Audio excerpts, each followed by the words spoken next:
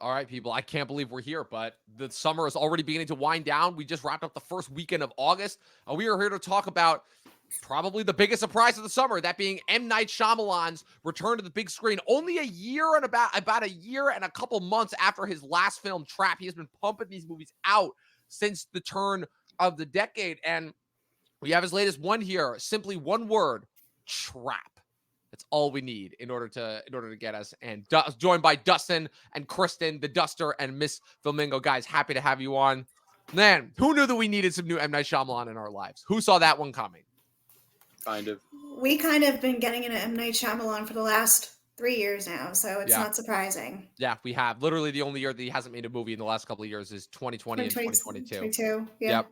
Well, we're going to talk about that, all of that and more on tonight's episode of the Talkin' TV podcast. Stay tuned.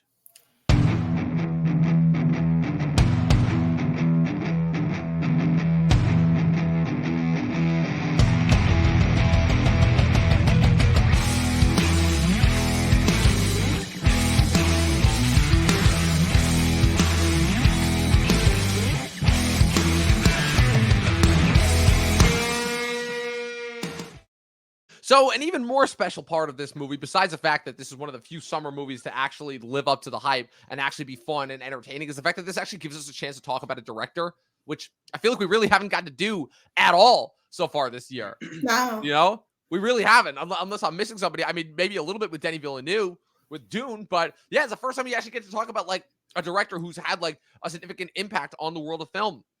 Yeah. The last 20 years, you know? Definitely. Yeah. And I think this is no exception. This is what, his 14th, 15th film? I've kind of lost track. Something And like that. the fact of the matter is 16th, yeah. Yeah. The fact of the matter is that I don't know about you guys. I think he's back. I really do. Like, this is I think like he's really making his way back. I think he's still going back of like figuring out what his twists in films make them exciting. And I think he's like trying to put that all together and not focusing on what critics have to say, because we all have seen Lady in the Water, and that's enough already with that. And Last Airbender, and I will point out that it has been 19 years since Lady in the Water, and it has been 14 years since Avatar: The Last Airbender. So I think it's a little bit. I think it's and 11 since After Earth, right? Exactly. Exactly. My point being that I think it's time that, because it's clear, not only clear that M. Night has moved on, but I feel like we have moved on, because honestly, only 5 away from old, though. Let's be real.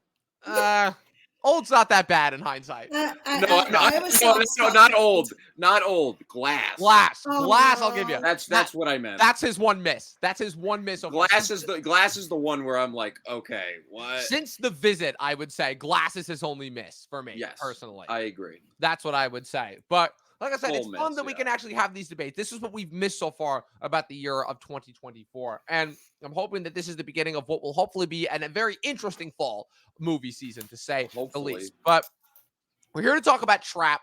And the thing about M. Night movies, they've always got their twists. They always have to have their twists. It's part of the virtue of them. But what was interesting about this one in particular, besides the fact that it's like, okay, it's got an August release date, we're getting amped up. It's going to be like, kind of the turn. There's going to be some more interesting movies released this August. We have Alien Romulus, we have Borderlands, we have Cuckoo, we have Blink Twice.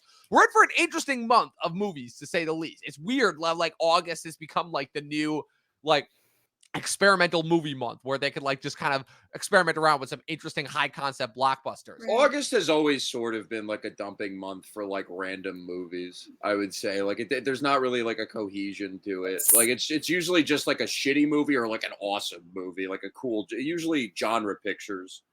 It's and like comedies. the January month that we get, where it's like, it's another dump, January is way more. Besides the Oscar films. The one exception that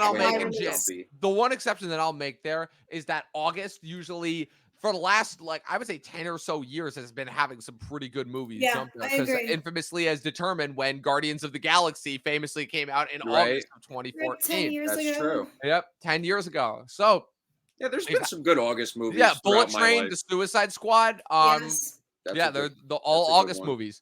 Crazy Rich Asians, it was an August movie. 30 minutes or less was 30 good. minutes or less. Yeah. So I guess that's random. I guess very random. I guess that being said, M. Night Shyamalan's back. It's safe to say, And the interesting thing about this one is that he always has to have his twist. But in this case, a lot of people, including myself, were kind of thrown off when they're like, okay, he's spoiling the twist in the trailer, where the concept here is that essentially it's a goofy suburban dad taking his preteen daughter to a pop star concert. And throughout, two things are revealed. One, the fact that this goofy suburban dad is actually a serial killer known as the Butcher, and that the entire concert has been set up as a trap in order to entrap him. So already we've got an interesting setup there, and it's one of those rare instances where the spoiling of the actual concept is actually like, no, that's actually just a part of the plot in order to just like engage what is probably his most straightforward thriller ever. Am I wrong here? Or it might be either this. Yeah, I was gonna say Split, but then I was like, nah. No, like because of the Unbreakable twist. The third act. No, but the third act specifically, where it turns into like sort of like a creature picture, where it's like a little bit, like he distorts his body and everything, and like that's definitely different from like a typical like the rest of that movie, I would say. But yeah, this is probably his most straightforward movie since probably The Sixth Sense. Yeah. Yeah. I completely agree with that. I agree with that wholeheartedly. Yeah. And even Sixth Sense obviously is known for its twist. But so, yeah, I guess first and foremost, before we really get into it, what did you guys think of the movie itself? And like, what did you think overall? How did you think his approach worked to it as far as this being like kind of a confined setting? Because that's the thing about M. Night is it really is interesting as far as he really chooses a different concept, a different set of characters every time. And because of that, you really kind of never know where his movies are going to go. So Dustin, starting with you, what did you think of Trap? I was very satisfied with it. And that's just a sigh of relief at this point, because like we were saying before the show, like, yeah, it's not surprising that this was good. It's just surprising that it lived up to the hype, because no movie really lives up to the hype anymore. Like, it's rarely any. I mean, we've the last couple of weeks have been kind of decent in terms of like Deadpool, Wolverine. I think lived up to my anticipation. I enjoyed that, and now it's Trap, and I really fucking liked it. And I think it perhaps not only being his most straightforward movie in a long time, but he just was completely on the ball here, and I think it's the best handling of tone in arguably any of his movies. Like the mixing of tones in this was superb, and I think the humor balances out with the tension almost brilliantly. And I think it's anchored by a stupendous performance by Josh Hartnett, who we will go into shortly. I agree. Kristen, your thoughts on Trap? Yeah, I completely agree with Dustin, actually, because I think what really lived up to the hype for me was Josh Hartnett. Yep. Yeah, couldn't agree more, honestly. Let's call it. Kristen is having some internet issues, unfortunately, right now. But I feel like I know what she was going to say, though, where it's just like she's right. Like Josh Hartnett really, like the movie lives or dies on that performance, and it's so cool that he's like the not the typical actor that you would choose for this role, because that makes it more unpredictable, his performance, and it makes it more entertaining, and he's quite interesting and intriguing in this movie, and it's just great to see new tricks being pulled out of his bag, and it's awesome to see. Yes. Because he's always been kind of pigeonholed, Josh Hartnett, as like the pretty boy, and like he was sort of like honestly like prepped up to be the next Ben Affleck almost, and then they paired him with Ben Affleck in Pearl Harbor, and then they canceled each other out, and Ben Affleck got more roles after that. So it's like, yeah, Josh Hartnett, I kind of feel bad that he never fully got his stardom. But it's funny that it took him this long to get a big leading role like this and fucking nail it. And it's such a complex and different role. And Chris, like you were saying, I imagine you were going to say that the movie lives and dies on this performance. If this performance doesn't work, the movie doesn't work. And it's just, it's cooler it's cooler to see an actor like Josh Hartnett than like a Dane DeHaan kind of type, where it's just like, oh, we know we know that they're kind of creepy. We've never seen this side of Hartnett before, and it's just refreshing to see, and he really pulls it off. He's done thrillers before, like back in the 90s, like The Facility, but this is just Faculty, Faculty, whatever it's called, I forgot.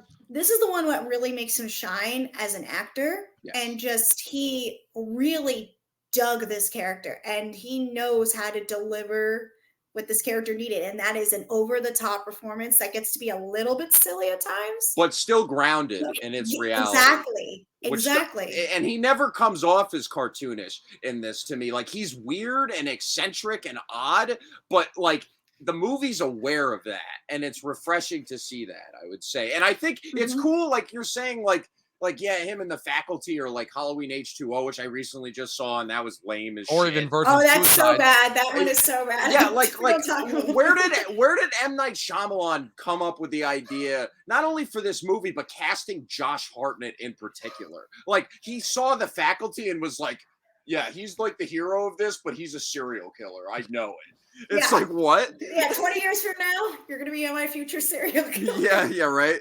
Josh Hartnett truly is a revelation in this movie. He really is, because I mean, obviously this is the back end of like the Josh Hartnett renaissance that's kind of been happening over the last couple of years, you know, between the Guy Ritchie movies that he's been in, the Black Mirror episode that he was in, Oppenheimer, and now this. And this is all kind of off the backs of, what was the Showtime show that he did? It was the Peggy Pink, it started with P. It was a female serial killer, right? No, it was like a fucking I know what the this Supernatural show. The Showtime. I know what this is. Yeah, I know it because I was just looking. It was at a the Showtime. Show it was Showtime. Yeah. Oh, Penny Dreadful. Penny Dreadful. That's right? See, it was like something like that. Peggy. I was like thinking to myself, Dreadful. Peggy. I'm like, I can't believe that we all Peggy Sue got married. I can't believe that we all respectively brain farted there, but yes, Penny it's Dreadful. It's one of those moments. Yeah, I got it though. Yeah, this is all kind of off the backs of that, and really, it's kind of all been leading to this, because not only I think it's this like a true star-making performance in a way that finally demonstrates his ability, the way that he wants to be an actor. Because again, Hartnett's another one of those guys that wants to be a character actor, but he's too much of a hunk, and now he's finally getting to do it. He's finally getting to do it and show it off. And honestly, with a kooky, weird director like M. Night, who likes to bring out like those different shades of what you're capable of as an actor, I mean, he really gets to shine here. And you're right, Dustin, in the wrong hands, this performance would have completely fallen apart. It would have, but honestly, it either would have been too typical or too obvious.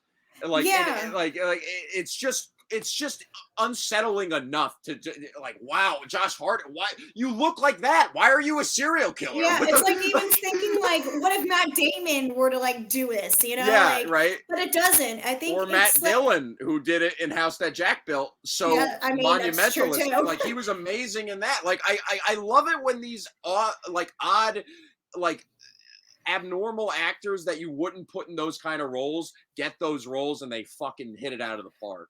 And he did. Yeah, exactly. Yeah. Dustin, what you were mentioning before about tone in movies, right? M. Night Shyamalan, as far as his tone, not the most consistent guy. Not the most consistent, as we know. He really isn't. And in this instance, this kind of is no different. But again, he kind of makes it work here. He kind of makes it work in the sense of where he manages to get like, because it's less distracting here. I think all of the weird comic touches that this movie throws at you, they aren't random. Like, they aren't like, and this is coming from a Happening defender. They are not like, that movie is like sort of like 2B movie schlocky that you can't help but just laugh. You know what I mean? And I don't think he would fault you for it, M. Night. But the comedy in this movie is much different, and it's way more naturalistic. And it's like that whole little sequence where she gets to go up on the stage and you see her friends, like, and the mother character just that scene is so good. It's so well directed and shot, and like, it's just like a perfect like comedic scene, for like a comedic beat for the scene. And it's like, he's never had that successful of a comedy beat in any of his movies, I don't think. No. And it works well with that, because you're not only getting the interaction with, you know, her friends, but you're getting the reaction of Josh Hartnett too. And just like, it's kind of proving to himself, like, I was able to get my daughter on this stage and make her friends absolutely jealous. It's kind of like a double entendre there, in the sense that throughout the first half of this movie, or really the first third of this movie at the concert, it's this kind of double whammy of where he's both trying to escape once he realizes the police setup that's been there to entrap him, and then he's also like messing around with the obnoxious Karen moms whose daughters have been bullying his daughter. So it's like, he is, in a weird way, it is kind of showing up as the two different sides of his character, as like this, awful like serial predator that like, will react like a caged animal and look for any exit out, while also being like the goofy suburban dad. And in terms of keeping the two lives separate, because this movie ultimately is all about how those two pieces of his lives end up smashing together, Yeah, and the humor that's usually in the rest of his movies like comes from people just saying weird shit. And that's not where the humor in this movie comes from, I would say, at all. I don't think it's like LOL random humor in this. Like, I think it's actually well set up, and like it's just character like based kind of humor, like with Josh Hartnett, like the little things he would say and like the little things, like the little nods and facial tics that he would make. And it worked perfectly for this movie, and it wasn't overbearing like some of his other films where they feel unintentionally goofy, like Glass. Yes.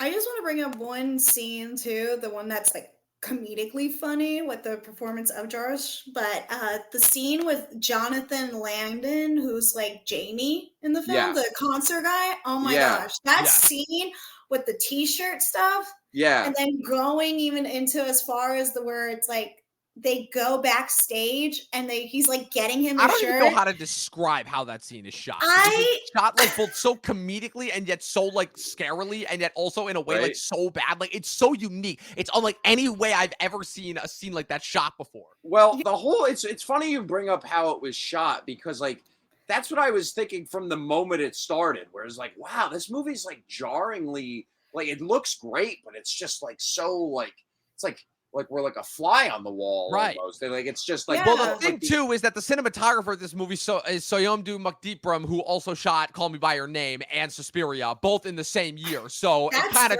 tracks as far as how the cinematography is going. Like Shyamalan is working with some good guys here. Yeah, that's like great.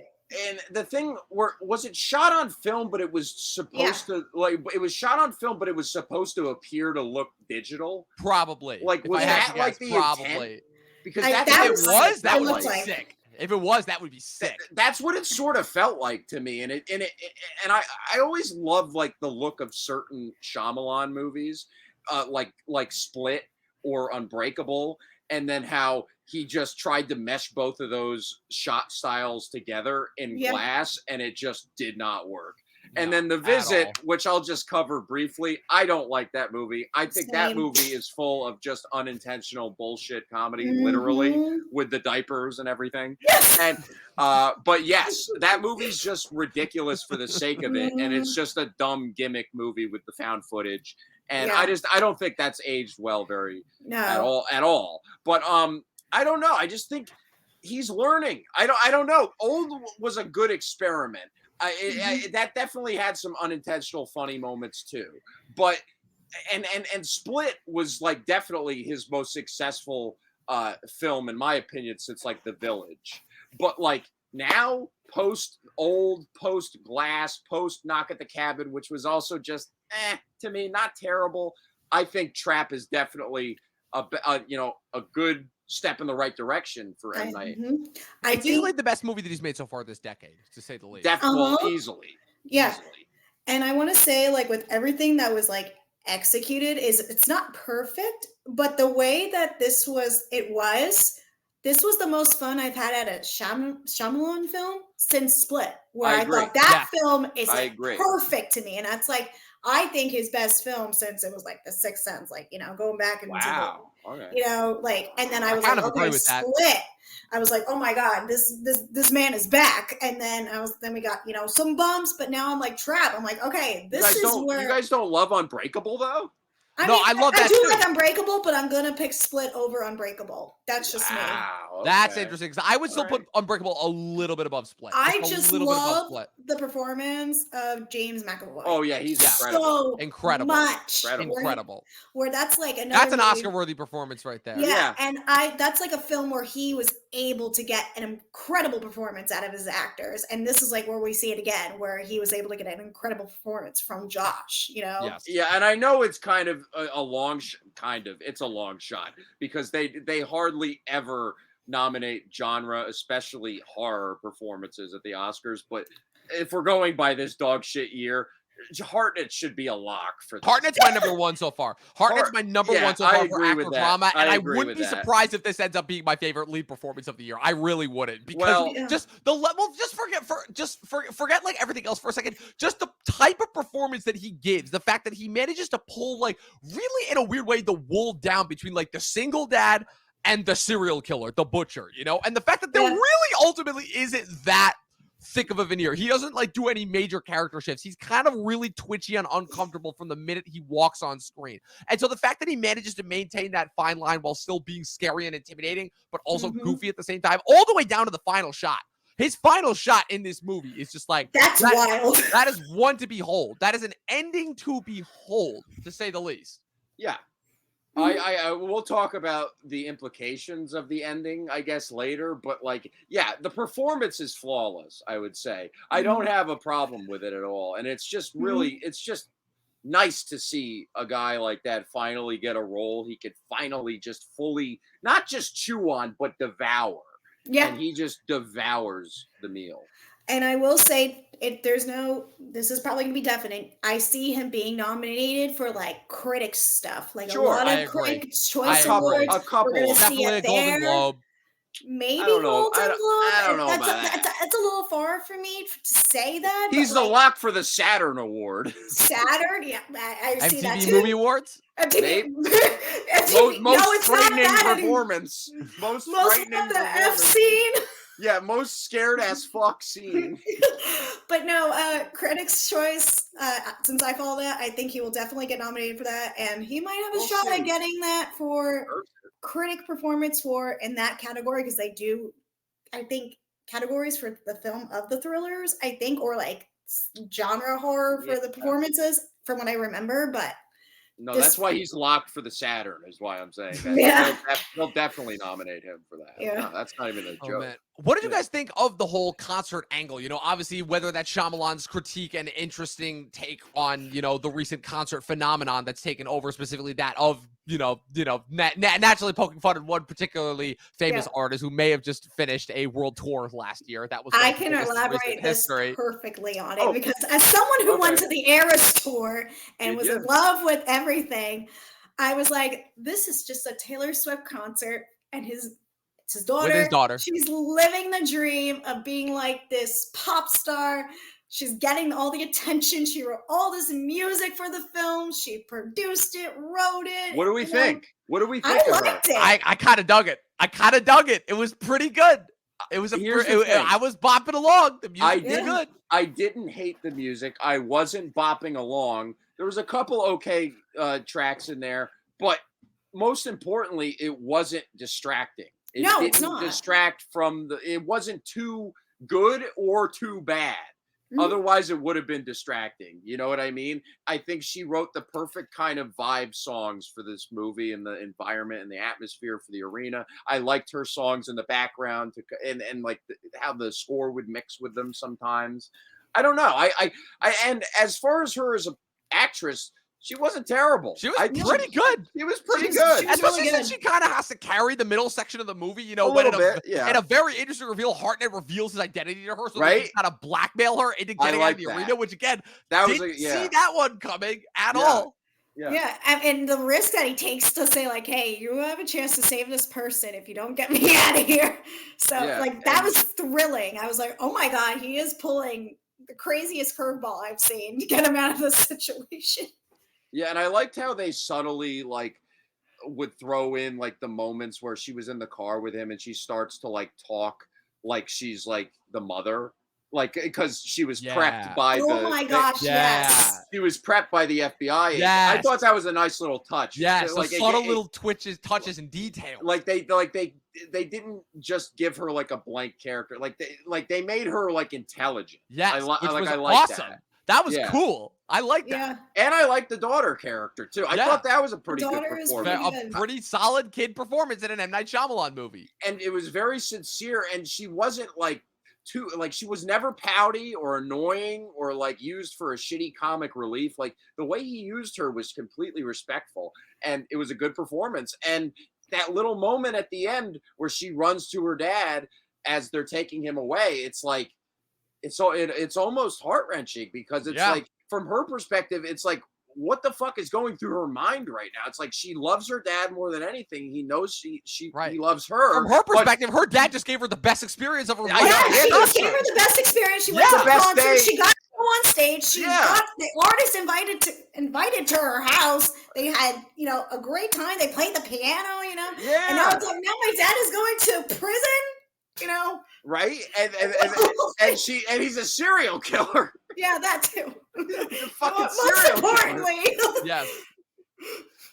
Yeah, that's gonna be some nice trauma that she has to deal with, especially when she gets to high school. Mm-hmm. But this makes me ask now, can I by all mention means. the spoiler? Oh yeah. I think we've already kind of gotten a little bit. We've already. Do you think that we are gonna get a sequel where he might actually try to get in contact with his daughter, or like something crazy where it's like he's the beginning of the Trap saga, literally. Yeah. And then they have to do something crazy, or like, yep, I not don't know. in the genre of music. Not in the genre of music, but like that's where he Academy Awards. They Yeah. filmed the movie at the Academy Awards this year, and Josh Hartnett is playing himself, and it's like something meta or something. All right, I want to go back to Josh Hartnett for a second there, because like I said, I mentioned that he was a character actor secretly stuck in a bro skin, and he's finally gotten to kind of show that off. But even looking back through his filmography, like even some of his movies, like these are not like the classic typical leading man performance. Virgin Suicides, Lucky Number 11, 30 Days of Night.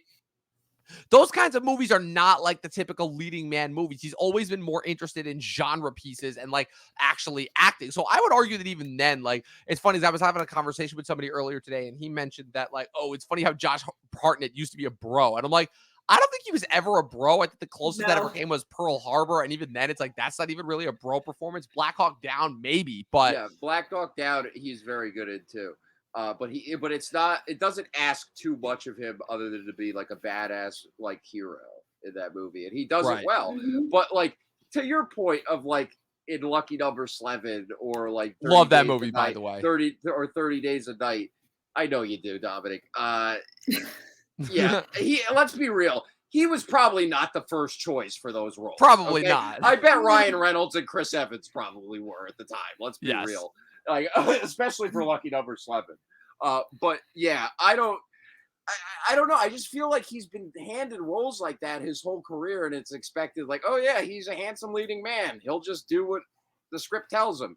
This is the first role fully where this isn't his first good role. It's his first amazing role though, just because it's such a complex character that even I wish it was delved a little deeper, but he gave as much depth as he could to this character. And to your point, Kristen, I hope they don't franchise this, because that's what ruined Split for me almost, and Unbreakable by proxy, where it's like, do you need to like expand this? I don't love the implications of the ending. I would have loved a more concrete ending, whether we know he escaped and like there's a conclusion to that, or he just completely dies in like an awesome way. You know what I mean? I don't think we need to stretch this out. You know what I mean? No, it just seems kind of pointless. Yeah, a more concrete and closed off ending would have been interesting. Like almost as if he was riding away in the truck and then he went to look out and then he laughed and something, and then it cuts to black. Ultimately, he went like a Joker mode or something, where he's like, right. Kind of. Well, they kind of imply that because it's like he's like fools the cops at the end with his OCD. You know what I mean? Which I feel like is kind of inconsistent personally, where it's like he does that to take the bike spoke, where it's like, yeah, it's clever, but it's also like, wait a minute, like his OCD in the third act was sort of inconsistent in my opinion. Like that scene where like he's taking the pop star and he moves the towel ever so slightly, and then it cuts to them going into the garage and he knocks down one of the tennis rackets, but he doesn't pick it up, and then he just moves the other one like it's straightened. It's just odd at that point, where it's like they don't know how to make the OCD consistent. It's only when it's like, convenient for the story. I would say. Yeah. Would you guys say that there are certain elements of this movie that kind of just happen for the sake of happening? Because when I was describing this movie to those moments, because when I was describing this movie to a couple of other people, I was basically saying how like, okay, the opening of this movie does have a lot of characters, specifically the guard characters, kind of acting dumb for the sake of being dumb. Where it's like, if these guys are supposed to be suspicious and searching everybody. And then there's just this one random guy who's not dressed at all in concert uniform, just going around doing all this shit, you know? Like it does kind of beg the question as far as how competent these guys are. But ultimately, at the end of the day, I think that it did serve its purpose, even if we know how Shyamalan is when it comes to his extras, ultimately, you know? So the ending of the movie, right? The last act, which kind of becomes like the final chase, if you will. What did you guys think of that segment? You know, and especially what the tactics that the FBI use, and you know, the kind of the reveal as to how they knew that he was going to be at the concert, you know, which ultimately was revealed to be his wife, Allison Pill, who, you know, ultimately discovered his activities. Also, I did want to point out one small detail, which I thought was really funny, which is that the scene where he actually kidnaps the guy who he's holding captive this entire time. The fact that he's in an open van gesturing, and the dude just walks towards him. I'm like, I'm sorry, you deserve to be kidnapped. You deserve to be kidnapped at that point. I'm sorry. I'm sorry, you do. You fell for the oldest trick in the book. The dude in the van waving at you, gesturing to come over. That's the oldest trick. That's like saying, it's like the kid come, do you want to go come get the candy from the van or something like that? Literally. That's literally what it is. You see, like, that's literally what it is. So, so. Yeah, are you mad that it didn't really explain like why he was doing why he was killing all these people? It just I got enough of it. I needed is that it was like a split personality based on like maternal abuse. That's what I got. I got everything that I needed as far as the origin for that. I got it like pretty much once we got to that like climactic like act. I was like, okay, everything is coming together. I think it might have, if audiences wanted to, they probably would have wanted to see it sooner, but then I was like, for typical Shyamalan, it's pulling everything together towards the end to deliver everything. It makes sense, and I liked it, so it was enough for me. Yeah, I guess the thing I would nitpick, and I kind of want to discuss, is like, I guess Allison Pill like made an anonymous call. Yeah, must have been. It must have been, because how else would they? Because if she had actually placed the call and like told them that she suspected her husband, it would have been like they would have caught him a lot quicker. That's what I'm saying. Yeah, I was just like, she just had a sneaking suspicion that he was the butcher. So right, which makes me assume that she didn't. I mean? She wasn't 100% sure of it until like Lady Raven shows up at the house and reveals it. Yeah, at that very moment, but like, but that's when I'm gonna say like that's where it's like convenient for convenience sake, where it's just like, okay, if you had the suspicion that your husband was the butcher, why are you just revealing it at this convenient time in the story? You know what I mean? That's just me picking nits. Otherwise, I thought it was very well shot and very well directed, and the tension was through the chart, like through the roof, in my opinion. It's more tense than it's his most tense movie since Split. Yes, I agree. Yeah, I agree with that. I agree wholeheartedly. That's the thing that I can say is I was locked in and glued to this movie from minute one to hour 40 to hour 46. And let me tell you something too. One of the best theater going audiences, in a long time, in a long time. Like I'm glad. This like my theater was going nuts for this movie. We were laughing, we were crying, we were cheering, we were having a grand old time. Well, same with my theater. My theater, when I saw it Thursday night, the only like row that was available was, of course, front to the screen. Everything was like sold out, and everybody was clapping, cheering, going, "Oh my gosh!" Same thing. I'm just happy that there was no annoying fucking teenagers in my showing. Thankfully, holy shit, that's a miracle that didn't happen for any of us. Yeah, I used to work at a theater. Those are the worst movies to see by yourself. Because all those movies do is just attract PG-13 horror movies. Like they attract fucking idiots that don't watch the movie and text, and they're on their phone the entire time. And thankfully there was none of that this time. No, not in my theater. Just to bring up the fact that this was PG-13, do you think this could have been, if Shyamalan wanted to, a hard R movie that were gotten bloody? Easily could have. But the fact that he didn't, and the fact that he was also once again able to do this on a relatively lower budget, like those concert sequences, like they don't look that expensive. I was actually really impressed with how he was able to pull that off and shoot that. Again, he's one of the few filmmakers who can actually like still prove that like creativity comes when you don't have an unlimited budget, when you actually have a limited budget and have to work with what you have. And I really think he showed that off in particular better here than he might have ever done before, you know, because ultimately he proved that he really kind of didn't know what he was doing when he had a bigger budget. So when he scaled back, he's like, okay, now I know where I'm best at. Now I know where to stay in my lane, you know? And it still doesn't feel like that low budget of a movie, honestly, Right. just in terms of the quality, because it looks great, and and the location of the arena is just awesome, and it sparkles throughout. It's a great use of setting. Yes, could not agree more. Really couldn't. Kristen, your thoughts on the setting? Love the setting. It's perfect, or honestly, for him to like Josh Hartnett's like, character, because you notice when she was saying his daughter saying like you're not here at this concert with me. You took me to the show, but you're not hanging out with me. He's running around, you know, trying to figure out how he's gonna get out, and it was kind of neat because he's just trying to figure out like a puzzle in a way. And I love the concert setting while it's like kind of like thrilling at the same time. You know, it's like, you know, people are all around him, and they did a really great job setting up like the whole concert feel. Like I said, I went to the Eras tour. I felt like I was at the Eras tour in a way where it was like, yes, it's smaller, and no, it's not like a Taylor Swift stadium arena.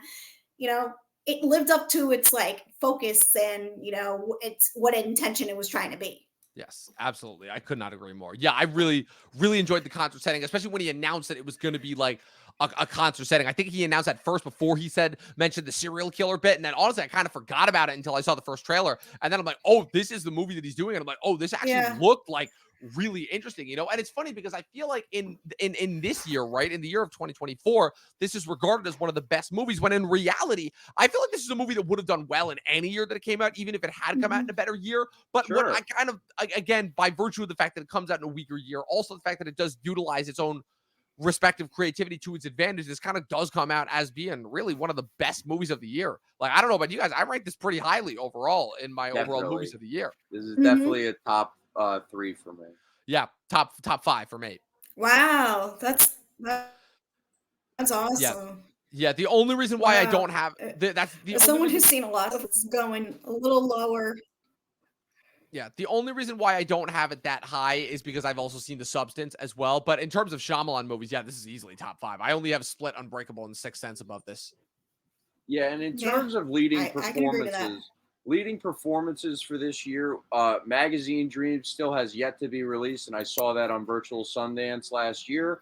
And yeah, Majors is like out of this world in that movie, and it's not as good of a movie as Trap, but I still think that performance needs to be seen to be believed. But right now, I agree with Dominic. Hartnett would be my number 1. Yeah, I agree. With that being said, guys, your final thoughts on Trap? It's campy. I loved it. It's a great ride. That's all about it for me. And love Josh Hartnett. Dustin, your final thoughts? My final thoughts.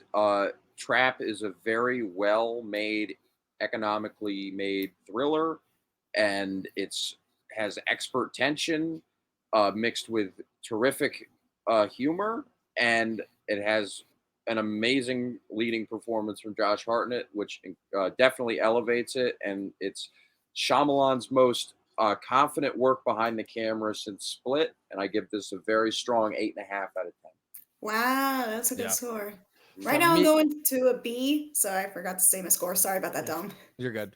So for me, this is the true beginning of the summer movie season for me, because ultimately I would argue that like near the end. Yes, exactly, because we really haven't had near the end of summer. We had a dog. is living it now. That's funny. We had a dog shit May. We had a June that was one of the strangest Junes I've ever seen. We had a July that was like kind of 50-50, almost getting there. And then now this August Trap is just like we've kind of set up, you know, even if Borderlands sucks, which it will be, it's going to be absolute dog shit, but it's going to be dog shit of the highest degree. That and Cuckoo and then Alien the month after. Like, they've basically taken the entire summer of 2024 and squeezed it into 1 month, and I'm all for it. And it seems to be even continuing into September too, because there are actually some pretty like fun and dumb movies that are going into September as well, with movies like Afraid, you know, Afraid with the AI. You really tried that. Speak No Evil, the remake. No Evil, Strange Darling, Beetlejuice. Like there's low-key some good movies. Wasn't there? There's like a Wild Robot, and also Wolves,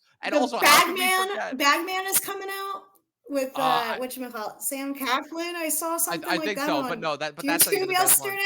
yesterday. It's winding up with the ultimate cheesy summer movie that's coming out at the end of September. Francis Ford Coppola's Megalopolis. Oh, that's gonna be great. I can't wait. That's going to be my number one of the year. I already know it. Tom, Nothing you else. also You think can't so? forget it. You Oh, think I it think is? so. Oh, I think so. 100%. Over I think Dune? so. Over the Yes, substance? I do. Over both of those movies. Okay. So, Dom, did you enjoy Twisters then? If this is Not your even a little thinking, bit. Not even a little bit. I I kind of was liked it. bored to I tears by thought it. it was so good. I thought it was so generic. It was I fine. thought. I thought the Okay. best part was the opening scene, and then the movie didn't follow through ultimately on the promise of that opening scene. The best part were the visuals and like the real feeling of the tornadoes, but that was about it, honestly. I give Trap, what's it called? Based on just how good of a time I had with it and how much of a blast I had in theaters. I just had a good old time with this. It's a good start to my birthday month. I am giving this movie 9.5 out of 10 stars, 4.5 out of 5. It's very, very close to being a 5, but like I said, a couple of the scenes in the beginning that just didn't flow together ultimately. But yeah, I had a lot of fun with this one. And now that the true summer has started almost at the end, let's face it, it's going to be this hot into September. So, June and July are officially no longer summer months. I'm discounting them as summer movie months officially. Although technically with Deadpool, okay, I'll count the end of July. I'll count that. But maybe next summer we can sort of get back to a regular movie summer. But guys, thank you so much for coming on. This was an absolute blast of an episode. What's it called? For anybody who's watching this on YouTube, obviously stay tuned for our House of the Dragon finale, which we will be recapping tomorrow night. I can't believe that Blockbuster Summer is pretty much officially coming to an end. In the meantime, Dustin, where can the good people follow you on the interwebs? You can follow me on YouTube, Mr. G Movie Reviews, Twitter, Duster, and Letterboxd, Dustin Mason. Yes. Kristen, where can the good people follow you on the interwebs? They can follow me at the M&K Productions Podcast. I am the co-host of the M&K Productions Podcast with my best friend, Mac. Shout out to Mac. He's been on here multiple times. And Dom, we got to have you on to talk so many more other movies. Same with you, Dustin. So, yeah. And you can also follow me at Miss Filmingo, of course. I'm the Filmingo. Follow these two both with everything they've got going on. Be sure to follow myself. I was following King Viserys' death. My brother was a slave to his omens and portents. Anything to make his feckless reign appear to have purpose. What are we going to do about it? Did you really think that you could just fly about the realm, trying to steal my brother's throne? Innocent make us kings. Dragons did. All right, gentlemen, we are here. We have both said, oh, thank you. That's right. I just realized this is your first time actually being on for this intro. People, we are here. This is it. The House of the Dragon Season 2 finale. We've been podcasting fastidiously for it, about this show, I should say, for 8 weeks. We've seen it. We have witnessed this chapter now come to a close. We were promised the sowing of the seeds. We were promised Rook's Rest. We got the 2 of those things. And coming off of, quite frankly, the badassness of that penultimate episode, we were coming into an episode that unfortunately, once again, had the very, very, the great misfortune, if you will, of unfortunately falling victim to an infamous thing that happened within the last couple seasons of Game of Thrones, which are leaks. Because unfortunately, around, I want to say Monday or Tuesday this time last week, this episode was leaked entirely online. HBO was able to get it successfully removed, but not before TikTok, an anonymous TikTok account, uploaded all the clips. So unfortunately, there was a lot that was revealed beforehand, before the actual airing of this episode. And first things first, before we get into the actual plot recap of the episode, I wanted to hear your guys' thoughts. James, since you're the newcomer here, you haven't been on this chapter yet, I'm going to start with you. What did you guys think of the actual finale, as far as both the episode in and of itself and how it sets us up for season 3? Honestly, not going to lie, when the last thing aired, I was like, wait, that's already been an hour. If it was like a regular episode, I would have been happy with it. But as a finale, I thought it was a little lackluster. It does a good job of setting up for the next season, like especially the like final minutes teasing us with like the Lannister army going to Harrenhal, the Starks going to the Twins, like everything was getting into place, but then just ended and like you were teasing us, like you're edging us so hard, and then it's over. I don't know. I was kind of a little disappointed. If it was an episode on its own, it's fine. But as a finale, it kind of like was a little underwhelming, just a little bit. Eli, your thoughts? Yeah. Yeah, I'm gonna have to agree with James. I thought the episode itself was pretty good, but just kind of it leaves a lot to be desired. And I felt like had this been a penultimate episode, right, and kind of carried the hype into one or two more episodes the rest of the season, I think it would have served its purpose a lot better. Yeah, all right. Here's what I'm going to say to this. And after, again, because me being me, I watched the leaks, obviously. So I kind of had a feeling of what we were going to be in for. It's me. I'm sorry, all right? I like spoiling shit for myself. I don't like waiting to be spoiled, all right? I already knew all the cameos that were going to be in Deadpool before I saw the movie, all right? Get mad at this movie, whatever. It doesn't affect me. That's great. So knowing what this episode was going to be going in, it harkened back a lot to Game of Thrones. And what I will say is what people forget about those Game of Thrones finales up until I would say Winds of Winter. Winds of Winter is when we really saw this trajectory shift. But what people forget is that usually, and this trend was an old school HBO trend that was established all the way back in the days of The Sopranos, is that most of the time, the penultimate episode would set us up for a finale that really ultimately usually didn't have that much actually happen to it, you know? What's it called? Fire and Blood is really kind of just a fallout of the events that happened in Baelor, you know? Valor Morghulis is kind of a fallout from what happens in Blackwater, you know? What's it called? Misa is kind of a fallout from Reigns of Castamere, and so on and so on and so on, you know? The finales usually were more so kind of a recovery effort from the previous episode in order to kind of cue us up and set us up for the next season. So as far as the decision-making, as far as to how to structure the episode towards that I understand. And that's why I do not hate, I don't dislike this episode, I would say, as much as you two. What I will agree with you on is the actual plot that we get in this episode, because what I will say is that for my money, there was a lot of good stuff, a lot of necessary stuff, a lot of necessary story building. There was a lot of character stuff that was unresolved that I'm glad they resolved before they moved on to just yet another gigantic action set piece. But that being said, certain of the moments, like, okay, everything that Tylan in dealing with the triarchy, you know, did we really need that many scenes of Rhaena just running throughout the Vale looking for Sheep Stealer? You know, certain moments like that where I'm like, what was the thought process that went into Yeah, I scenes? saw that CG monkey at the start, and then you know the later scenes throughout the episode with Tylan, and I'm just like, I wonder how much this was budget wise, and like, could it have been spent better in other places? Like, right. Like, I don't know. I won't lie. Like towards the end when they were, you know, he's sailing, like I don't know, just the CG. I feel like the post work on the boats was like, it could have done so much better. It does beg the question. And James, you mentioned this before. You mentioned that they were potentially, you know, considering doing 10 episodes before they shortcut it to 8. And part of me wonders if they were initially, you know, planning on including the Battle of the Gullet in this season in some capacity. And then at the end of the day, they just ran out of time and they just weren't able to do it. So, like, that's might be why some of that CG is unfinished, you know? I mean, I don't know what time. I mean, it's not like they weren't affected by the strikes from last year. Like, they were filming in Britain all throughout it. Right. They, in fact, made a very strong point of the fact that because they were filming in England, they were unaffected by the strike, so they were able to continue filming as planned. Exactly. And, I mean, yeah, like, I think the episode as a whole, like, a lot happened. I mean, you had Rhaena with Sheep Stealer, Damon's whole vision. Like, I mean, the whole thing with Helena, I was like caught me off guard. Rhaenyra coming to Harrenhal. There were really good scenes in this episode alone. But I feel like, and you were right, like, you're like thinking about it, Game of Thrones, their finales are kind of picking up at the aftermath. But it's not like it's not like we're picking up like right after Rook's Rest. We're picking up after, like, in Game of Thrones, the Battle Blackwater, like all these like Reigns of Cash, like Red Wedding, all that stuff. We're picking up from them getting the dragons. I feel like if it was like picking up the post like Battle of the Gullet and that's the finale, then it would have been a whole different like type of episode as a whole. But I feel like they kind of teased too much at the end without kind of on the like leaving some things resolved.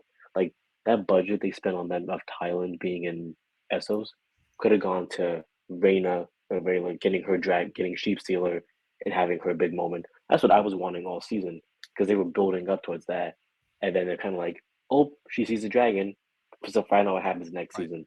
My it does ultimate feel like we got emotionally blue-balled there For sure. at least for a few we did. arcs, I would say. For sure. Now, this is once again another question that often comes up when we're considering, especially efforts based on books, especially given that this is also a very beloved book property that a majority of us have read, is that obviously, Eli and I have both read the book. We know what happened. James, I don't know if you read the book or not, but given Fire that, and Blood.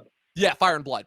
I mean, I have like a history version of it, but like I have a pretty good idea. I know Right. like what pretty much happens for the most part, Right. and like And who dies. given that we kind of all know what's going to happen, do you think that affects our viewpoint as opposed to say somebody who may not have read the book? Like I guess my overall question is I'll be interested to see what people's thoughts are who haven't read the book and don't necessarily know what's going to happen next. Because again, the difference that we've been talking about this since the get-go is the difference between this and Game of Thrones is the fact that ultimately this is based off of a work that's already completed. We know the whole story. We know how it goes. We know how it wraps up. Unlike Game of Thrones, which was ultimately never finished, which we've deliberated to death as far as, how that ultimately ended up crippling the show. But given that this is based off of work that is not only finished, but also a majority of people know the ending and are familiar with. Like, I feel like even non-book readers, people who have not read Fire and Blood, have some sort of a healthy understanding of where the events of the Dance of the Dragons go. They mentioned in Game of Thrones. Exactly. So I'm They name drop wondering. it like in season 2. Yeah, exactly. So my thought process. So my question is, do you think that matters for people who have not read the book? I think definitely. I mean, I feel like people who know what happens compared to people who are watching as blind are definitely gonna have two different viewpoints inside of it. It's kind of like how Game of Thrones, it passed season 4. I know a lot of book readers that weren't really happy with how it went, but then for people who were watching it from the beginning, like from the show, they were happy with it until like the last Right. episode. Until Like, they okay, shit the bed with the last couple seasons. until it's kind of underwhelming. So I feel like even like I was watching this with my family, and my mom like she's doesn't really know what goes on. She was liking it. She was like learning all this stuff, and I'll have to ask her what she thought of it tomorrow for the finale. But I feel like it's different for like say us who like we kind of know what happens, and we were kind of expecting like another like big battle this season. Because I'll admit I'm kind of stuck on Game of Thrones where like they always like they had like a the ninth episode was always like their big episode, especially like Battle Blackwater, Yeah. Red Wedding, Daenerys claiming like riding the dragon. Yeah. Battle of the Wall, right? The Dragon Pit, the Battle of like, Bastards. Yeah. Like so much has happened, and obviously the show's different. Like the season definitely did a pretty good job. I mean, Rook's Rest was an amazing episode on its own. Like seeing that episode, I was like, wow, this show like it's probably one of the best episodes in the Game of Thrones universe. So I feel like for the audience, it kind of makes sense. Okay, yeah, we have this big battle.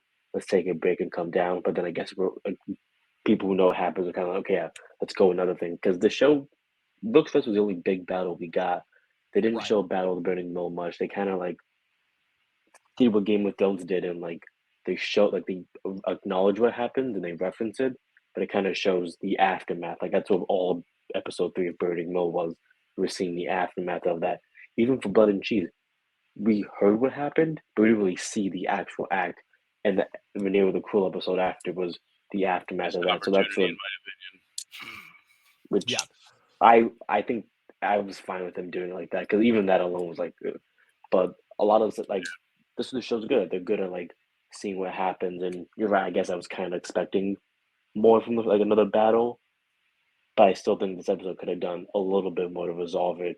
Yeah, you can still give us that big tease of everyone converging together, but at least wrap up like a couple of arcs or so. Where like it would have been cool to see Rhaena get her dragon, some loose ends tied up because like they just showed Otto out of nowhere in that like ending montage. Right, and he's after, locked like, up not randomly. Not even dressing. See, that was also my biggest criticism. Where the fuck has he been these last 6 episodes? I actually missed Otto Hightower. Yeah. Like, And that's where kind was of a he? point of question as well, like in the books, like what, like obviously, like I'm pretty sure they say that he goes back to Old Town in the books, but yeah, you're right. Like we don't really have a sense of where he is or where he's been. Like I personally thought he went back to Old Town and was helping to mentor Daron and get the Hightower forces ready to march. Didn't But Alicent also mention she wrote letters to him or something like that? right, she did mention that she had been Daron. writing letters to him. So And yeah, to both of them.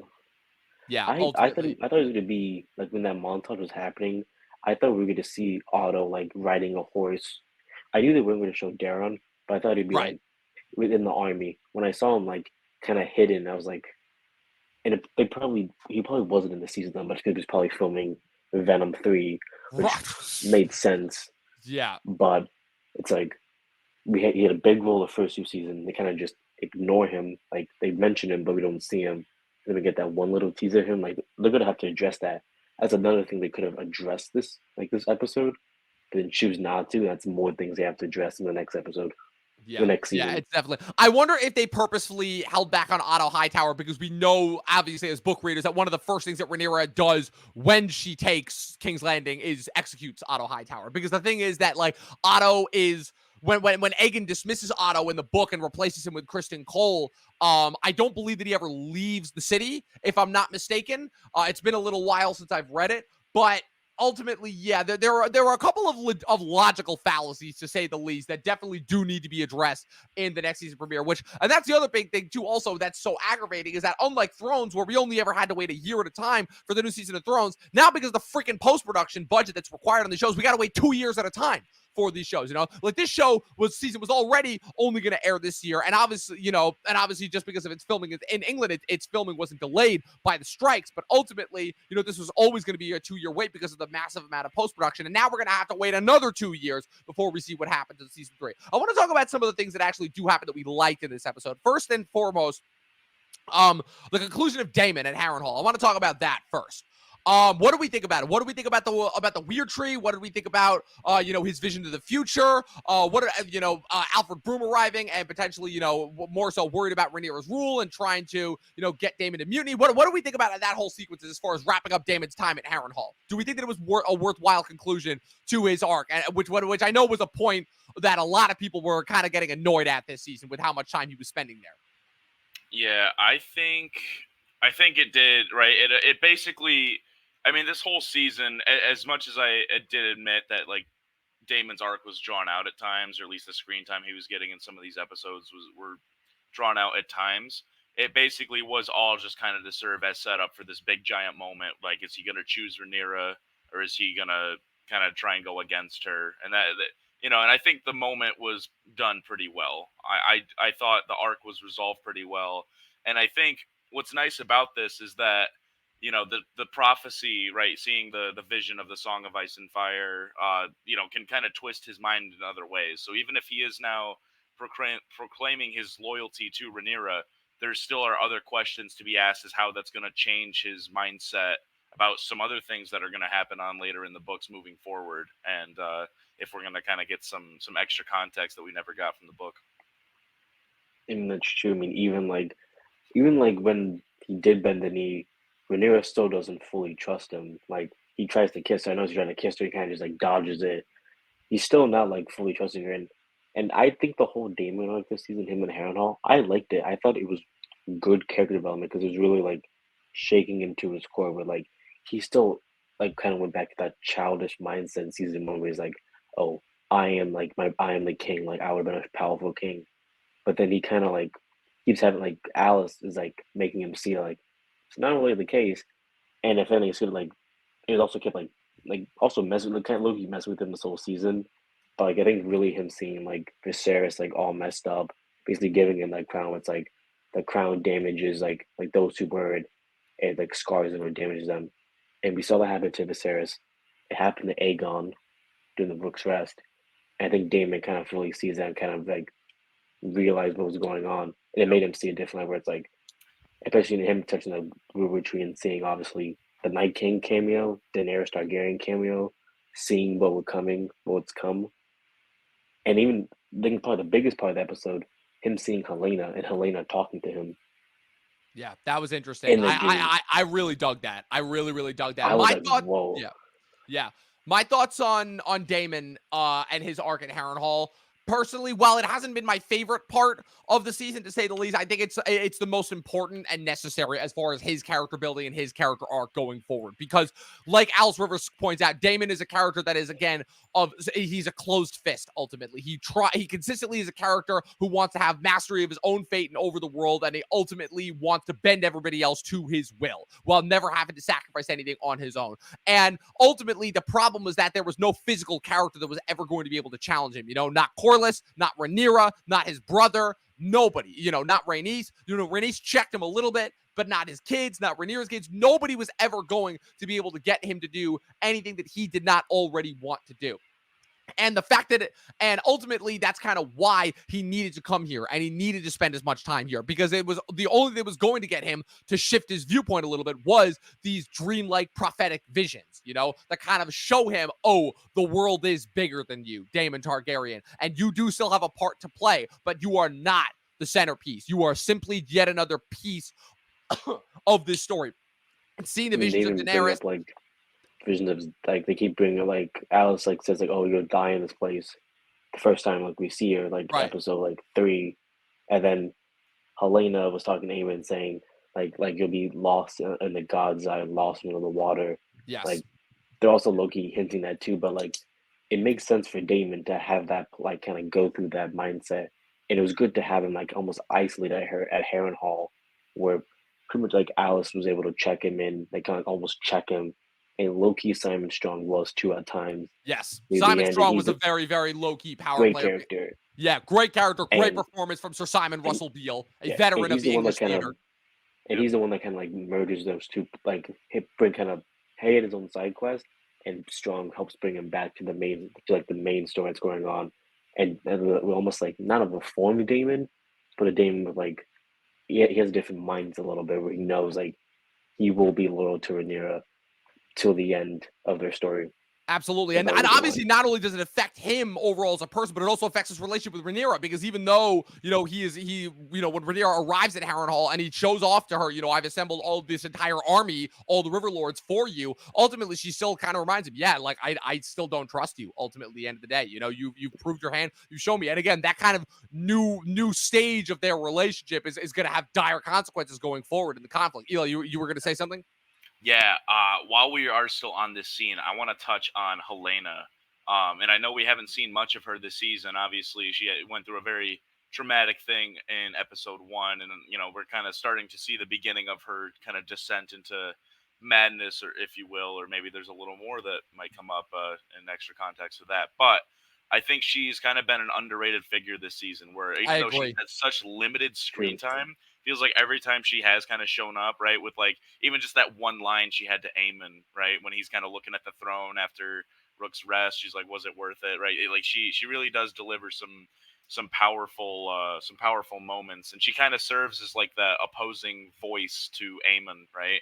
And I think it's so interesting having her kind of be this little bridge between Aemon and Daemon, because of we know how their arcs are kind of going to collide together later on in the war.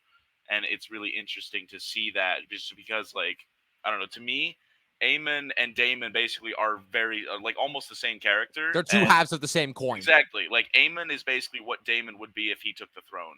And I think that Helena's trying to help him see that, which I think is so interesting, which I guess will kind of segue into our other thing, the queens not really approving of their king. Well, we'll get to that. We'll get to that in a little bit. But first things first, I do want to continue the conversation about Helena, because this episode basically confirms what the book really only hints at. And once again, Helena is unfortunately a character who I find is vastly underserved for the rest of the story after the blood and cheese incident, which is that it basically confirms that Helena is a green seer. There were vague hints and rumblings at it in the first season, when she's rambling off these prophetic visions that ultimately then result in, things actually, happening in the real world. And this episode basically confirms, when she sees the vision of Daemon, ultimately that she is kind of cursed with these visions that obviously because of the time and place where the story takes place in, it's been over hundreds of years since the original battle, thousands of years, if you will, since the battle of the first men and the children of the forest against the White Walkers. So obviously the idea of green seers, it's still kind of, fallen into myth and legend. So the fact that Helena is one and the fact that they've confirmed it, I thought was really cool. Helena, Allison, and Eamon, that whole interaction. First off, Allison giving Helena the tea, the abortion tea, as I call it. What do you guys think of that? Like what do you guys where do you guys? Yeah. What do they call it? The moon tea or whatever that like Allison was taking in a couple episodes ago in order to basically make sure that she didn't like have any kids by Kristen Cole. That's the tea that she was giving to Helena. So I'm like, but I don't think there's no way she was getting with Eamon. Eamon's. Who said she was doing it willingly? Who said she was doing it willingly? That's true. I mean, I think she was definitely like a big supporting character who wasn't in every episode, but when she was in episodes, utilized her screen time. And even like Eli said, she had one line in episode 5, and it was that like, was it worth it to Eamon? And like that was still pretty powerful, even with just one line. Like the writing for the show sometimes can be really strong, and I think it's only brought on more by the performances. Because it was similar like Emma Darcy, they had one line in the first episode in the pilot in the premiere, and like that immediately was like showed so much emotion and conveying and what they were feeling at the time. And I think Helena does a really good job, and I think they're definitely setting her up to probably be in point in season 3, with her being a dreamer. Like she pretty much telling Eamon that like, oh yeah, like essentially Loki telling him his future. So I feel like she's gonna be an important figure. I do just wish they would show her dragon, for the love of God. Her dragon. Yeah, we still have only so seen beautiful. one shot of Dreamfire from season 1. And again, as Rhaenyra says, when she's talking with Corlys in the beginning, she's like, yeah, Dreamfire is one of the oldest I think Dreamfire is like the third. I think Dreamfire is older than Vermithor, I want to say, where Dreamfire, I think, is like the second oldest living dragon after Vagar right now. Like Dreamfire's been around a while. I mean, Vagar was written during the Conquest, so was right. And I believe that Dreamfire was the first dragon hatched during Aegon's reign after the Conquest, if I'm not mistaken. Because I'm pretty sure Dreamfire was hatched a pretty old dragon. Vermithor. I do like that we did get to see a tease of Darren's dragon. Yes, Tessarion. Which I thought was nice. Yeah, that was cool. Obviously, I called it. They didn't show a writer because they still haven't cast him yet, but still a tease of like. Yeah, but we knew that was coming because of the shot. I just want them to show Dreamfire because they talk of her in the book as like such a beautiful dragon, and this show does a really good job of the dragons. Like Sea Smoke is like each dragon is like unique and different in their own way, even to like. And that was the thing that George R.R. Martin said when he was talking about the design of the thing that he loves is that unlike the design of Daenerys' 3 dragons, who all kind of look the same, just with different color shades, the design of all the dragons in this show was all unique because they are all different kind of species. So they're and all different ages, all different sizes. So they're gonna look different. And I really, really appreciate that attention to detail. Real quick, going to Eamon and Aegon before we bounce over to Dragonstone with the rest of the guys going on there, because there's some drama going on over there. Eamon, first off, he's just completely unhinged at this point. Once again, he is not taking the news that the Blackstone have more dragons and he can't just hop on Vagar and scorched earth all over them. Now that he sees that the Greens have lost their tactical advantage, he is not taking the news well, and he burns, Sharp's Point to a crisp ultimately. Not the first town that he's going to burn to a crisp ultimately. He tries to force Helena, but he tries to get Helena to ride out with him on Dreamfire, not once but twice. Once by force, twice by, then a second time by trying to get her to ask it more peacefully, but Helena is showing that she's having none of it. And then Aegon, too, we got a little bit of him as well, with Lara Strong basically being like, yeah, we need to get the fuck out of here because your brother's going to kill you the first chance that he gets now that he is completely unhinged. At the very least, we can let Aemon and Rhaenyra fight over the throne, and then once they've destroyed each other, then we can come back with a vengeance. What did you guys think of Aemon and Aegon, respectively, in this episode? I'll let you go first, James. No, thank you. I mean, even though Helena kind of predicted that we're like, Aegon will be king again, and he will sit from a wooden throne, and he'll be king again, and he'll be deep in the water. Like she, once again, predicted the outcome. I think it's interesting, like that now that Aegon is like crippled, Daenerys is kind of like sympathetic with him a little bit. Like he was pushing him last episode so they can, like he's trying to escape because he's trying to get killed. And so I think them leaving, while I was a little surprised that they would show them leaving, I think is kind of setting up where it's like it's pretty much going to be Aemon not only has to deal with Rhaenyra, but also has to deal with Aemon from his back as a thorn, and Helena too. Where at least Right. Rhaenyra at the moment is like kind of united now. Because I mean, she has Daemon back. She has Daemon. She has the armies. She has Corlys's hand, the dragon seed, all that. Aemon really, his own mother was basically like, yeah, take the city. I'm just gonna take Helena and the daughter, and just Yeah. give balance to wherever. Right. So Aemon's not really in a good spot, like the season, like ending it. Like he's kind of pretty much on his own island, and he's gonna be there until Cole comes back. And same with Darren next episode, because they kind of, the way they talked about in the book was like Darren's ruthless.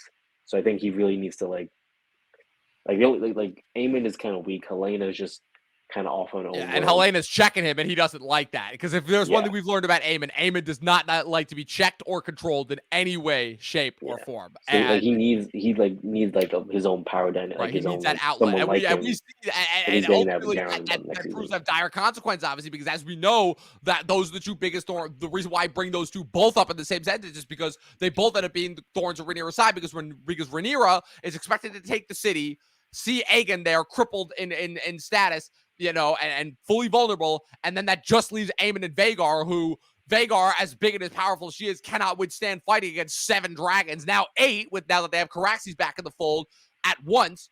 But obviously, and now Sheepstealer as well, although that's unbeknownst to Rhaenyra. But the biggest source of her ire is that once she takes King's Landing, Aegon is gone. Nobody knows where he's gone, and now, Aemon, having been driven completely nuts, is just going scorched earth on the Riverlands with Vhagar. So, ultimately, at the end of the day, not necessarily as decisive a victory as we thought for the Blacks. Eli, your thoughts on Aemon and Aegon this season, in this episode? Yeah, so, I mean, obviously, no one's plans can ever really go according to how they set in stone. Otherwise, it wouldn't be as exciting. But, yeah, I think Aegon leaving, I think... I'm very curious to see how this is going to play out, because it's not quite lining up how it did in the books. So them kind of doing this a little early, I feel like, is cause for more problems, especially after the agreement that Alicent and Rhaenyra had at the end of this episode. It's going to obviously complicate things when the king is now missing. So I can't really picture him just chilling in Essos while this is all going on. Not at all. It makes sense. I think it's in character. I think we finally seen him over the last 2 episodes kind of accept like his the tragedy of his situation, or really all season. I mean, ever since like episode 4, right, when he literally, I think if he had just stayed put and just kind of drank around all day and fucked whoever he wanted, like his life would be picture perfect. But just the fact that he wanted to do something that was meaningful and not just sit there like a pawn, right? He wanted to feel like he was the one actually doing things, that he was the one in control, that he was, creating meaning to the realm, I guess. Because we could see in like some of the other scenes, he had a good heart, like he wanted to give those farmers their sheep back. Yeah. And like, exactly. He wanted to be a man for the people, and we could kind of see that in his character throughout, his decision making in those earlier episodes this season. So kind of seeing him turn the way he has is pretty heartbreaking, I will say, because once upon a time, he never wanted any of this. Then he kind of gets the throne. He thinks he can do some good with it. And then just kind of his own, once he's kind of shoved aside by everyone around him, he kind of wants to take actions into his own hands. And then he kind of gets scorched by his brother, literally and figuratively. So yep, that's exactly it. Yeah, and now obviously, now that he doesn't just have Aemon as competition, he has Daeron. Now that Daeron is entering the fold as well. Right. What's called, like I said, he ultimately was very wise to take Larys Strong's advice, although as we know, he's not going to follow it to the letter exactly. And ultimately, as we know, the unfortunate thing is at the end of this conflict, up until like the very end, once the Hour of the Wolf happens, Aegon kind of ultimately is the one that emerges victorious in a way, thanks to Larys Strong's advice. So, if anything, I don't know if the credit goes to Aegon or if it goes to Larys Strong for coming up with the idea in the first place. But regardless, it's going to be interesting to say the least what happens with Aegon going forward from here. Now let's move on. Now let's move to Dragonstone as far as the drama is there, because as we probably could have predicted, Jace not getting along with the new Dragon Seeds, particularly Ulf the White. Yeah, and I mean, again, should come as no surprise given both our knowledge of the books and our knowledge of these characters. Hugh, obviously, is shown to be a little bit more, not necessarily loyal, but more like foreboding of tradition. Adam is proven to be devoutly loyal. Ulf is just immediately taking advantage of, I tamed the dragon. I can just live at large now. And Jason's kind of like, mind your tones. Or what did you guys think of the already emerging ire between Jace and the other and the dragon seeds? I thought it was wild. He like basically called him a bastard to his face. Literally. Like, the balls on this man. Yeah. It's pretty funny. It's kind of funny how, again, Ulf was literally having to resist being peer pressured into trying to tame a dragon last episode, and now he immediately, now that he's got riding Silverwing, he's immediately like, oh man, I can just chill back, I can call this prince a bastard to his face, like literally like commenting on how dark Jace's hair was, how they were both dragon riders, how they're both I'm like, the balls of steel on this dude. Holy shit. His lack of intelligence, I think, is going to make his scenes very fun in the coming season. So. Yes, especially knowing what happens with him and Hugh. He's definitely like the comic relief a little bit of like the show now, because I mean, even him taming a dragon last episode was him kind of drunk flying through King's Landing last episode. Him and Jace, that conflict, I thought was pretty good, and it kind of does serve to Jace for like, even though it was his idea, now he's kind of like, he's going like a weird crisis of identity now, where it's like, oh, if they can do it, what's my even point? When I'm like, dude, you're like a full half Targaryen, like it's like you just were like, it isn't like, oh, you were born, then you were cast aside. You were still raised at court as a Valarian and a Targaryen, knowing you'd be eventually be king or crown prince. It's different for like Ulf and like Hugh, who are like, their bastards just kind of like tossed aside a little bit. I honestly, my favorite character of all of them, love Hugh Hammer, fucking love Adam. That man is immediately loyal to Rhaenyra, and when she was like, oh yeah, let's go to Harrenhal, he's like, bet, and immediately goes to Harrenhal. So I think I was alone a great character. I think Jace is definitely going to go through a little more character development a little bit before, which is anything maybe a reason why they delayed the Battle of Gullet a little bit, to give him that time to really have that like identity, not identity crisis, but like conflict within himself, and then obviously, sometimes unfortunately. Yeah, also Eli, R.I.P. Eli's wife. Oh man, Eli's Wi-Fi is just not doing him any favors. So he'll be back on it in a little bit. Yeah, I obviously, Ulf is acting the blowhard. You know, he's in this one. What's it called? Adam, obviously, again, is devoutly loyal. He has immediately shown that he is that you know, he wants to separate himself from these other two. He's like, yeah, I don't want to be lumped in with these two idiots over here. You know, I actually like, I want to prove myself worthy of this great honor that I have been given here. Ultimately, oh man, Eli just doing gang? so well with the internet right now. My interest here in this scene was the person who was saying very, very little. My interest is Hugh, because given the fact that, you know, Hugh is remaining very loyal, very steadfast, but it's two things obviously that I want to put attention to. One, that look of just almost evil delight when he finally tames Vermithor at the end of last episode, and also the fact that we know that it is Hugh who is the one that makes the decision to ultimately betray Rhaenyra, you know, at the Battle of Tumbleton in Fire and Blood, as well as as well as you know, due to the prophecy that he hears. So Hugh to me is the one that I'm very interested in, especially once Rhaenyra lays out her plans to to ultimately fly forward and have the Dragon Seeds ultimately, you know, battle the armies coming from Lannisport and Old Town ultimately. So what did you guys think of the Dragon Seed scene, specifically from Hugh, you know, especially once Rhaenyra lays out her plans before she flies off to Dragonstone, you know, to meet with Daemon? I honestly, he was an interesting character. Like, I think his stories alone were like, his mom was a Targaryen princess raised in Essos, kind of bashed by Jaehaerys for being a prostitute, claims his grandfather's dragon as kind of like a effie a little bit to him, and I thought it was really nice. And I think I think they might change his character up a little bit. I'm interested to see like how because he has his wife in King's Landing. I wonder if they're going to bring her back into the fold, or if she's kind of just like one and done for the season, just chilling. But I feel like they might change his character up a little bit. I feel like I can definitely see Ulf still doing what he does a little bit. But I think they're definitely gonna, knowing the path that Hugh does take, I think they might change his character up a little bit, similar how they kind of did with Allison, where in the book she's almost like that evil stepmother, like cunning a little bit. In the show, she kind of really goes through like that, Yeah. like all like what's my purpose type of thing now. So I do feel like maybe as Rhaenyra kind of delves into a little bit of that Targaryen madness as the season progresses, and when she eventually takes the throne, then I think they like might give more depth into like Hugh's decision to, maybe he does betray her, or maybe he doesn't. That might change something to do with that. I mean, who knows? Like, I honestly take it Fire and Blood. Some people might be mad that they changed stuff, or oh, Nettles isn't in it and all that. It's, I think of it where it's a history book within the universe, so not everything is going to be accurate. Stuff that was in the book, they even say some of it might be false because it's told through not the main story, but we're seeing it from an outside perspective.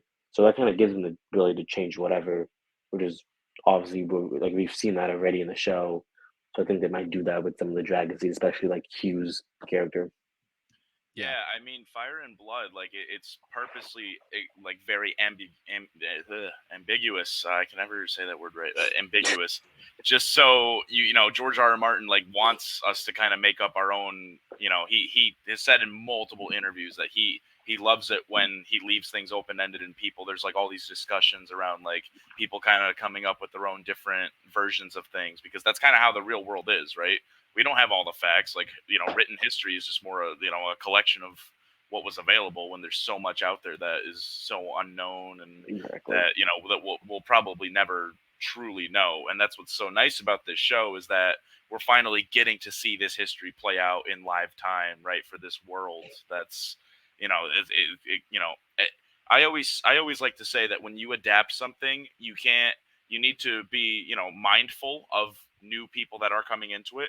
But you should always adapt something for the fans of the show because they're gonna obviously be the ones that appreciate it the most, and therefore, you know, it will translate well to other people. Whereas I think dumbing down an adaptation or changing too many things, right, that's gonna push the real fans away, which really can carry like the, you know, the backbone or like a fandom for a show and kind of keep it alive longer even after it's gone, right? You know, I couldn't agree more. Yeah, I could not agree more. Yeah, and so I think that's that. You know, I think they're doing the right thing with how they're adapting this. They're giving so many little bits of you know snippets of like lore that you know the average person who maybe has just seen Game of Thrones might not catch, but you know to maybe more true fans who have read the books, it really is kind of a treat to see all of this playing out. And you know some of the changes, in my opinion, are very welcomed in terms of how they're handling characters like Damon and Alicent and Helena and you know so many others. You know it puts I guess the reasons for the conflict to happen in a new light, and that's why it feels so refreshing even as someone that knows the story.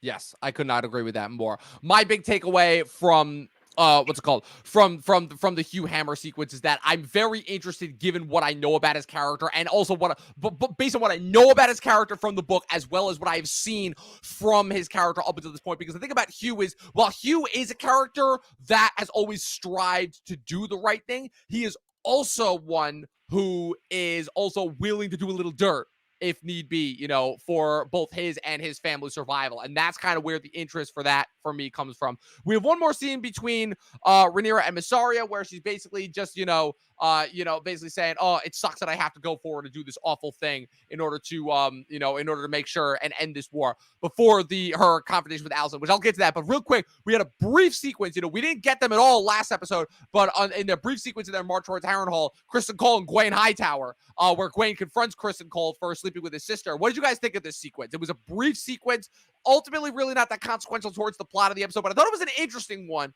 to say the least. Eli, what did you think of Cole and Gwaine's final moments in this episode?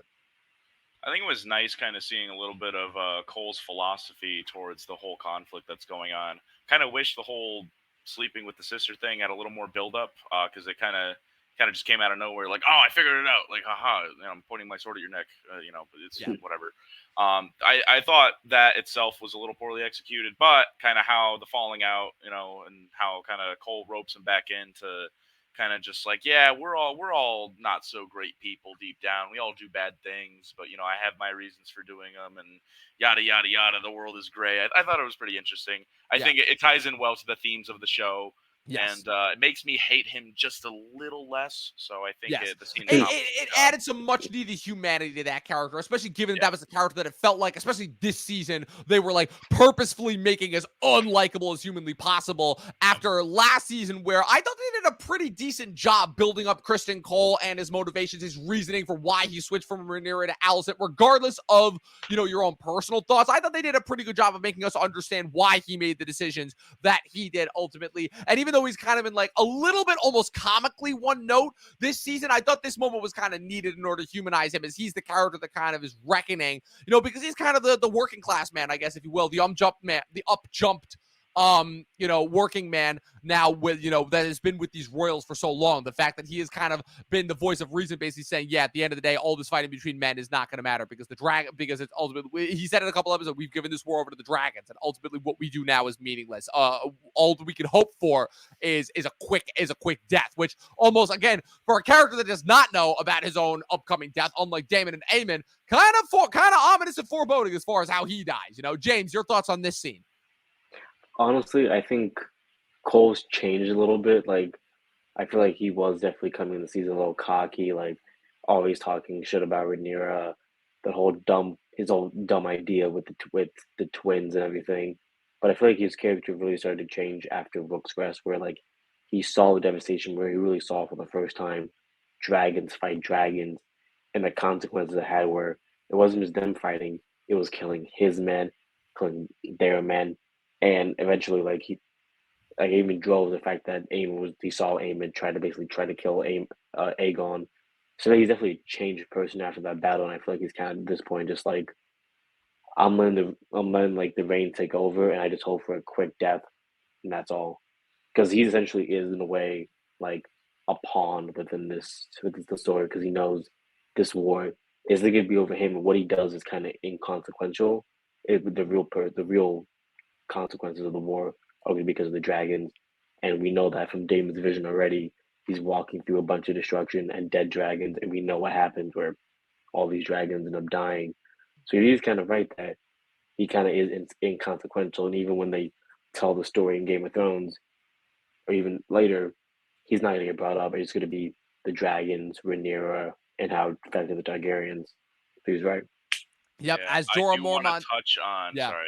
No, you're good. I want to touch on. I think. What was I going to say? It kind of like put a neat little bow on his character arc for the season. In that scene where he's kind of made peace with his inner demons, and kind of like, because he used to be such an honorable guy, right? He took his oaths really seriously, and he really, once upon a time, at least at the start of season 1, was kind of passionate about being a knight and serving. And then as he's kind of roped into this conflict where there really are no good guys and bad guys, except for him. Fuck him. But he kind of has. He's kind of, he it seemed like the burden of him breaking his oaths, right? Sleeping with, or almost sleeping with Rhaenyra, sleeping with Alicent, and like him kind of, having his little midlife crisis there. He kind of made peace with it, and he's kind of embraced what's gonna happen, right? He's accepted his place, and I think that can almost simultaneously make him more dangerous, but also just he's I don't know where I was going with that, but I think it is nice how he has learned to accept himself after he was struggling with that for so long. Absolutely. Like I said, there was a reason why of all the bullshit that we got in this episode, and I do not want to hesitate by saying we got a lot of bullshit in this episode. That was one of the moments where I'm like, okay, a brief moment, but a very touching and important one, I would think. And as Jorah Mormont said very, very poignantly in the original Game of Thrones, the common folk always are the ones to suffer when the High Lords play their Game of Thrones. Now let's get to it. The final moment of this episode, the final confrontation between Alicent and Rhaenyra, when Alicent sneaks her way onto Dragonstone in order to try and negotiate, in order to plead one last time with her old childhood friend. I love this sequence. I loved this sequence because to me, this was, even though we're still watching Emma Darcy and Olivia Cook, they regressed back into Millie Alcock and Emily Carey for a second. And for a second, they were those two girls that loved each other so much in King's Landing before all this politicking and all this, rules of succession and aging out viewpoints kind of ruined their friendship ultimately and placed them on these opposing sides that are unfortunately aiming towards destruction. Where, again, Allison kind of admits to Rhaenyra, he's like, yeah, I messed up and now I have suffered enough and I want it to be over with.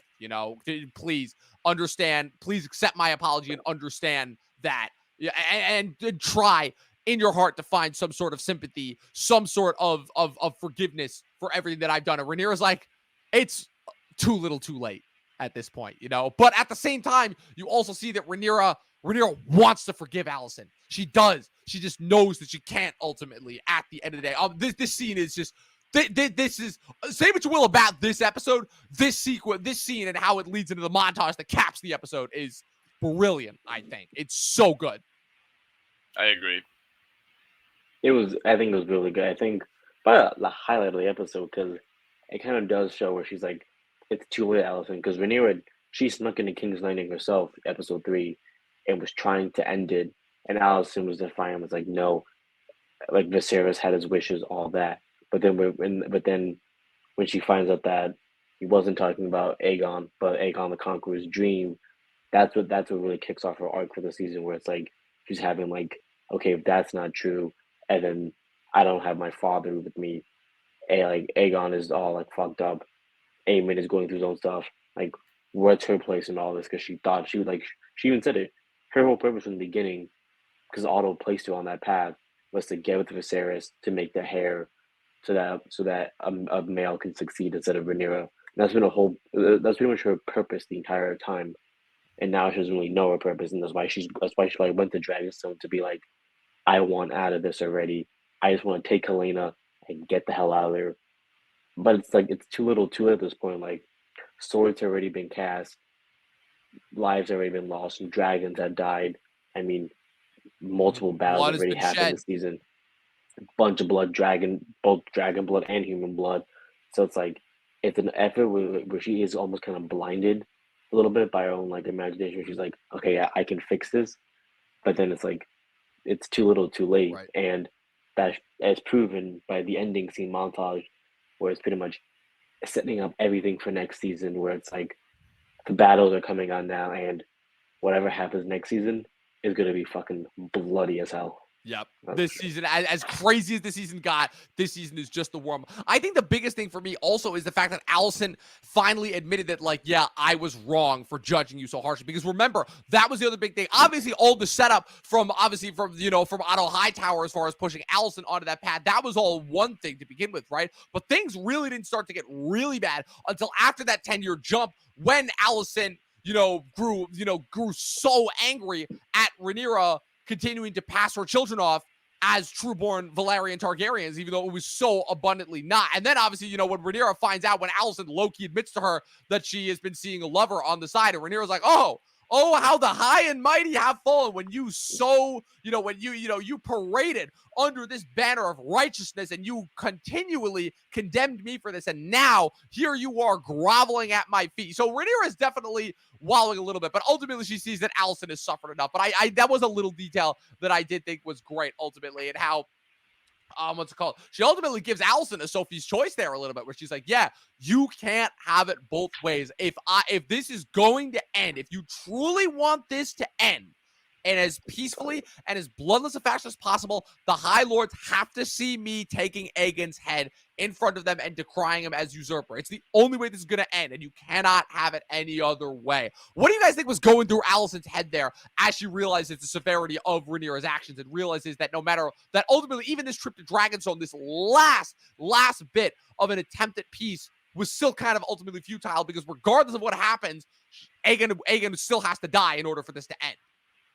I think that it was a nice lead up, as we've kind of seen their emotional arc, so to speak, this season, where we've seen Rhaenyra kind of double down in her rule, like this is like rightfully mine, and we've seen her struggle, but by the end of the season, she's pretty much got her entire armies unified behind her. She's got they're all unified for Rhaenyra, right? Whereas Allison, we've kind of seen the Greens start to fall apart a little bit.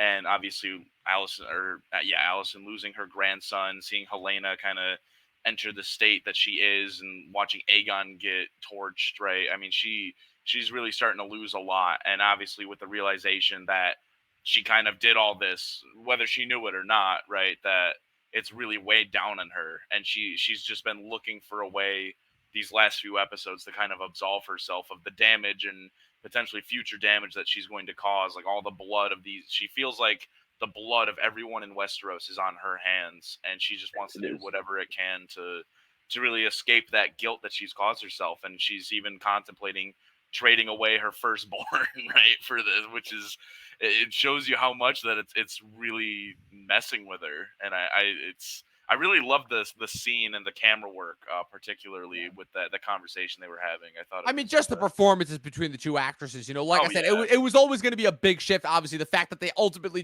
that again, you spent the first 5 episodes of this entire show with 2 completely different actresses, even though these were always going to be the main 2, Emma D'Arcy and Olivia Cooke. And it is, again, continue to floor me again. I was always already a massive fan of Olivia Cooke leading up to the show, having loved her in efforts like Me, Earl and the Dying Girl, like Ready Player One, like Thoroughbreds. I've been seeing her in a couple things. The first season of Slow Horses. Yep, yes, she was. That's her. That's her. You know, been seeing her in a bunch of things up until this point. And when I saw that she cast the part, that she was casting the part of Allison, I knew she was going to nail. Emma D'Arcy, I was not familiar with at all leading into the show. And obviously, after how banging of a job Millie Alcock did as the younger Rhaenyra, it was good. Those were already tough shoes to fill, but Emma nailed it. I really thought, you know, as the older Rhaenyra, and those two have really come into their own as those 2 characters. And again, it's going to be interesting to follow them both now into the later stages of the war, now that first blood has been spilled, as we know. Real quick, there was one last sequence that I almost forgot about before we get out of here and wrap up this episode and this season. That's the interaction between Corlys and Alan.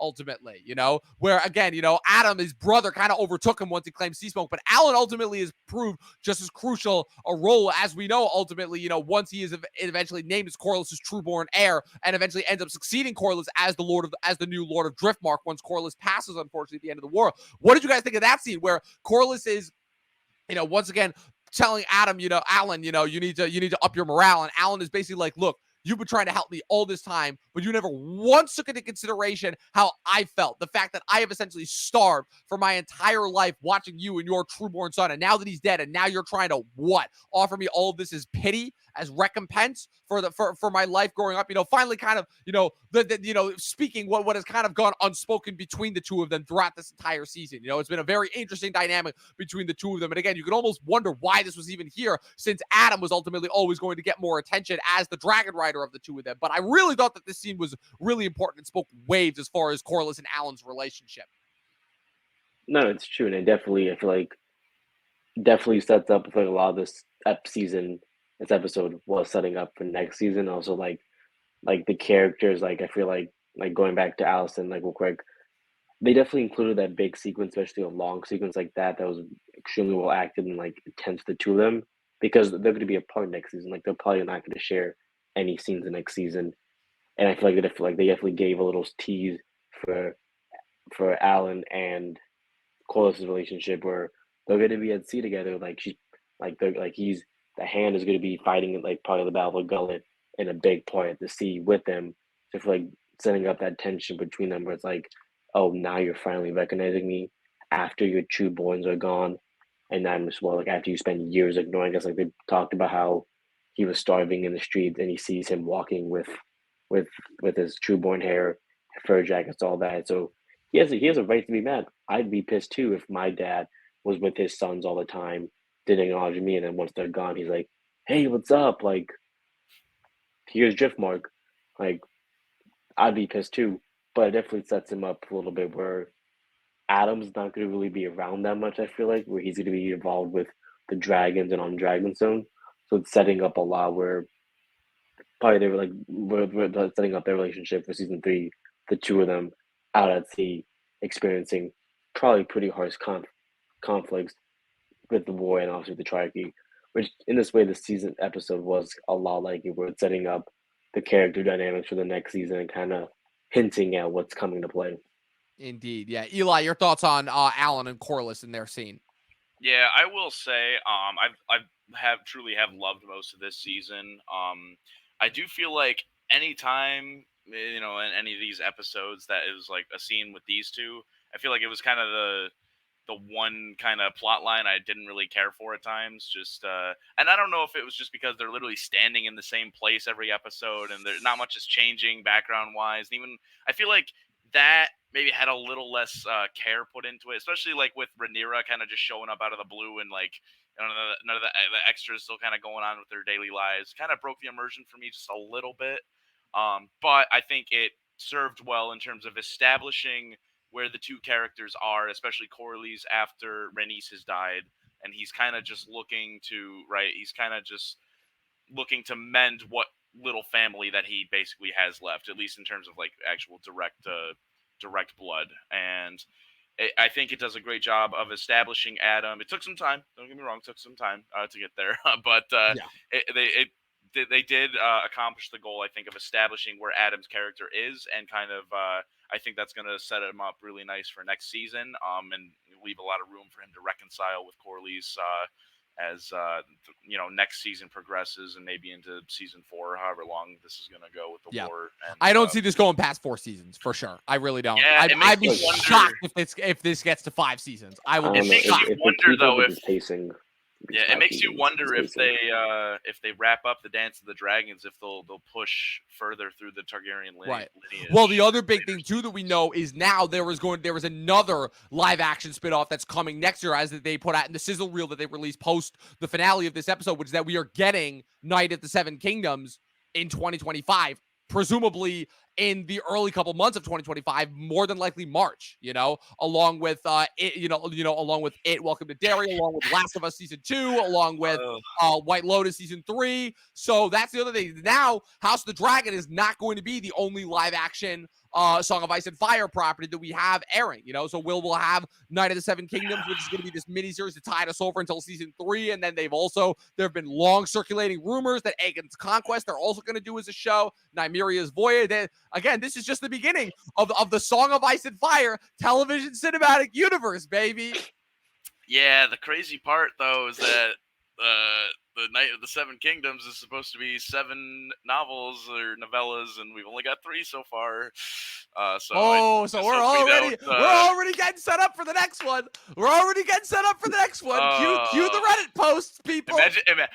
Imagine George just drops the last 4 books of Duncan Egg, but then we don't get anything else. And then we don't get anything else. And then it's like, oh, here's Winds of Winter. It's compensation. It's like, it's too fucking late. It's too late. Yeah. No, that would be funny. George said in an interview. Yeah, George said it in an interview, I think last year or 2022, that he does plan to write more Duncan Egg stories, but he said after he finishes Winds of Winter.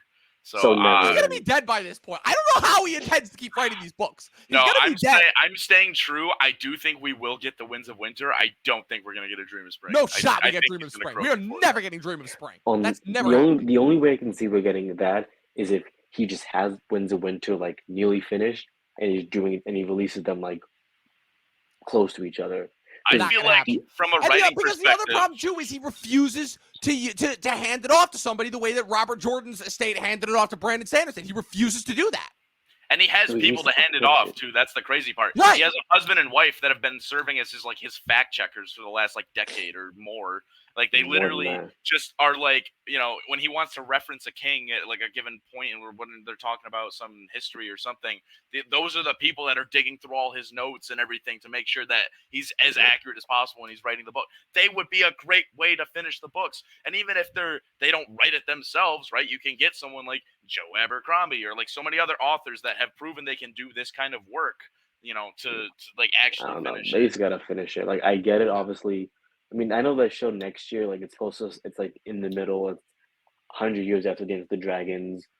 Right. It's right before, because I believe that they reference that the Baratheon that would appear in Night of the Seven Kingdoms is either Robert's grandfather or great-grandfather. I can't remember which of the one. Lionel Baratheon. We see a baby Walder Frey in those stories. So it's about 80 to 90 years before Game of Thrones. Got it. Honestly, okay. Out of all the shows, I get the show, the only 2 shows I really want to see is Aegon the Conqueror, and fucking Robert's Rebellion.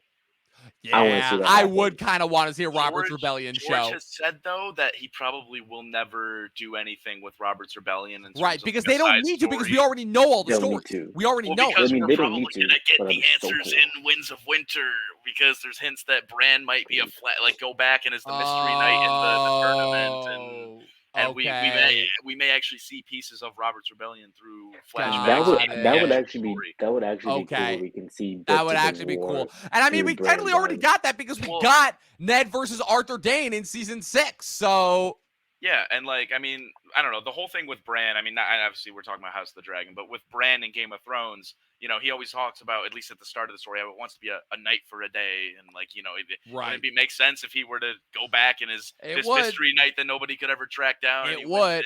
And also, I love how, yeah, shield. it would. And also, I love how we pointed out, you know, we were talking about Daemon's visions of the future, how, again, he saw Daenerys and everything, but we didn't, and the White Walkers, but we didn't mention, we also saw Brendan Rivers, the three-eyed raven himself. We saw him, too. True, actually. A younger saw that, version. I jumped out of my seat, and then I immediately forgot about it. I was watching and I was like, "That's the Raven," and my parents was like, that was cool. That was cool. Yeah. I like that. I in like his that. true form instead of just like a random old white dude they got for the show. Exactly. All right, But people. no, So honestly, I'm happy. I'm looking forward to next season, even though it's gonna be 2 years. I think it's like they were season like half of season 1 was set up. They were setting it up. This season definitely had some big moments and setting it up. Next season, it's gonna be a fucking. It's gonna be bloody. It's gonna be bloody. Yeah, Battle of the Gullet. Hopefully, potentially, Battle of Tumbleton. The first Battle of Tumbleton. Taking of King's Landing. We're getting Tessarion in the fray. Vagar torching the Riverland. Potentially, but not saying we do, but potentially we get God's Eye next season, which would be absolutely nuts. I don't see them doing that. I don't see them doing that, but it would be absolutely nuts if they started the season with Battle of the Gullet and ended it with God's Eye. I don't think that's happening, but I can see the Hour of the Wolf taking up at least like the last half of season 4. Well, that's how it ends. That's how it ends. So like, that's how it ends, but it's still 2 weeks, and they're, you know, in that time, you know, Cregan Stark falls in love with freaking what's her face Hightower. I don't remember his first name, but he falls in love with a Hightower, and so a lot happens in those 2 weeks where I think they're going to need to stretch it out at least a few episodes, right? Like, especially for a romance plot, you know, right? Which is why I think that's why we're good. We potentially could get more major plot points in season 3 than we did this season, right? No, for sure. But also, like Darren's gonna be a major player. Yeah. Do we have any potential fan casts as far as who we think might be playing Darren? I mean, obviously we know that they don't tend to go with celebrities, but like I was thinking somebody like, I don't know, like there's a younger actor named Kit Connor who I was thinking about. There's also I actually just saw something about him the other day. Yeah, so I was wondering if he could be somebody, you know, because like I said, Darren is interesting, and with given how well they've hyped him up this season, I'm interested to see who's gonna play him. So, like I said, Eli James. Thank you for being on, Eli. Thank you for recapping all 8 episodes of this with me. James, thank you for hopping on for the finale. So with that being said, people, we're going to wrap this up now. Your guys' final thoughts and star ratings for this episode and House of the Dragon Season 2. Eli, starting with you. Yeah, so in terms of the episode, I kind of wish we did get a little bit more action for at least this episode. Maybe the season as a whole. We really only got one major battle, but I think regardless, it was still really good television. And even though we didn't get as much resolution, I would say, in terms of like the actual plot and some battles in the war, I think in terms of character arcs, this season did a great job of wrapping up things and leaving them in a nice place going into season 3, where we have seen some real change in a lot of these characters, and it being a character-driven story, you know, this is what the heart of the show really is. So I gotta give this episode a 4. Like I said in a couple episodes back, I really only try to reserve 5 stars for like the really crazy, amazing, flawless episodes. And I think the season itself was still very good overall. I'm also going to give it a 4-star. Absolutely. James, your final, even though this is only your only appearance on this recap series so far, your final thoughts on this episode and on the season as a whole. Honestly, I think after watching it, I was a little disappointed, and I still a little am, but I feel like this episode did really do a good job where it did resolve some of the big plot points of the season, but then also set up so much for next season, where I think they did a good job with some of the characters, like Allison, Helena. Like, I feel like every character had a good story this season, and some were underutilized a little bit, like Cregan Stark should have been in it a lot more. Same with Odd a little bit, but then I'm interesting to see how they're gonna take their characters in the next season. Where I like some of the new characters, like the Dragon Seeds are really interesting. Like there's Dragon Seeds. I think all the other characters. Yeah, Sunshine and Strong, one of the best characters in the show. Alice Rivers, the whole mystical element.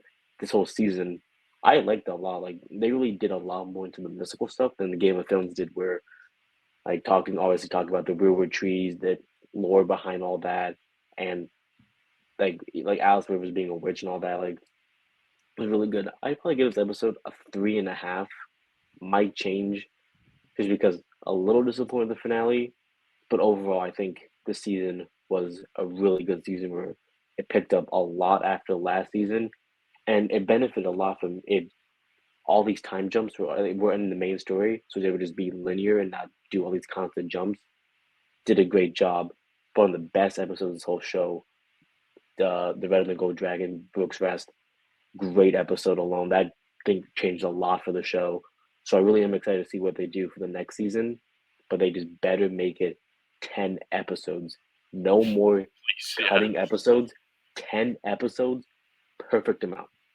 Yeah, I'm inclined to agree. They need 10. It's kind of amazing how they were still able to drag stuff out with only 8 episodes. But yeah, overall, it was still good with 8 episodes. Yeah, it was still solid. But yeah, no, they need 10 ultimately. My thoughts, like I said, this episode, some parts of this finale that definitely didn't need to be there. But overall, I thought it did a decent job wrapping this up, and for me at least, getting me hyped up for the absolute bloodiness that's going to come next season. Some really good acting moments. Really, I think that my thoughts on the season overall, as far as how this is reflected, is that once again, it was following the trajectory of Game of Thrones, whereas season 1 had a lot to set up and a lot to establish. But I thought season 2 did a really good job of paying off, like kind of the after effects and the fallout from season 1. You know, some of kind of the initial battles. You know, the build up that they did throughout the first couple of episodes before they got into the main bloodshed that really occurred across these last episodes, and how this season was kind of able to wrap itself up while also kind of simply acting as a springboard onto the main battle sequences that are going to happen in the next couple of seasons. I thought this did a really good job. This episode, I'm going to go with you, James. This is a 3.5,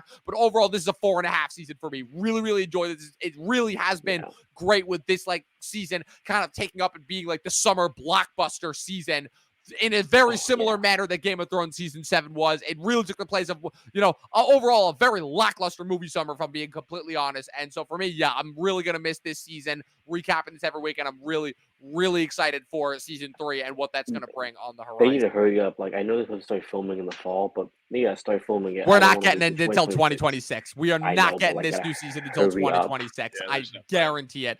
Yeah. But hey, put it this way. Now that this and The Boys' final season are both going to be in 2026, tune in 2 years, you guys, for the next installments of our Boys and House of the Dragon recap. This is officially it. This is the end of Blockbuster TV summer. We had an absolute blast recapping most of it. I hope you guys are back wherever the hell we are in our lives at our respective years in 2 years to recap these shows when they eventually return. James, Eli, thank you once again for being on board with this. Yeah, it's kind of, yeah, dude, I'm going to be 29. I'm going to be 29 by the time these freaking shows. I want to be graduated college by the time. Yeah, you will be. It's going to be absolutely nuts. Yeah. James, we're going to be doing what I'm doing now. Probably. You're gonna be 26. You're gonna be. I don't foresee any major changes. Yeah, probably. You'll probably be the only one. All right, James, where can the good people follow you on the interwebs? Honest, I don't even answer the name of my Instagram, to be honest. But I will probably try to be on more. If anything, guaranteed, even though it's 2 years from now, I will be on for season 3, House of the Dragon, 100%. All right. Hope to see you there. And Eli, as always, where can the good people follow you on the interwebs? Yeah, cool beans. Y'all want to give me a follow? You can find me on Instagram at @E_Holicky45. Yeah, that's all I got. So absolutely, don't worry. I'm still working on getting Eli's own sports podcast, specifically covering soccer on here. But once that eventually happens, yeah, you guys will definitely want to tune in. Could you imagine? Oh, it would be absolutely I am with soccer like how you are with movies. Oh, I know. Like I said, I'm still working on the pieces. Like I said, my plan is for you to get your own soccer podcast, and my plan is for Dontre and Willie to get their own football podcast. So trust me, I'm working on it. I am working on it. I am trying. Like I said, getting those two to You got to commit. throw Devin into that. Come on. Obviously, I got to throw Devin, but we all know how Devin is when it comes to commitment. So, like I said, one piece at a time. Ultimately, I need to grow it out. Ultimately, but like I said, with that being said, people, you guys can follow me with everything going on at Movie Nerd Reviews across all platforms, at Official Talking TV Podcast across all platforms. Be sure to subscribe to us on YouTube, follow us on Twitch. This episode will be available on Spotify and Apple Podcasts tomorrow. Like I said, this is it, people. This is it for Blockbuster TV Summer. It's been an absolute blast. We'll see you guys next time. And as always, watch more fucking movies and TV.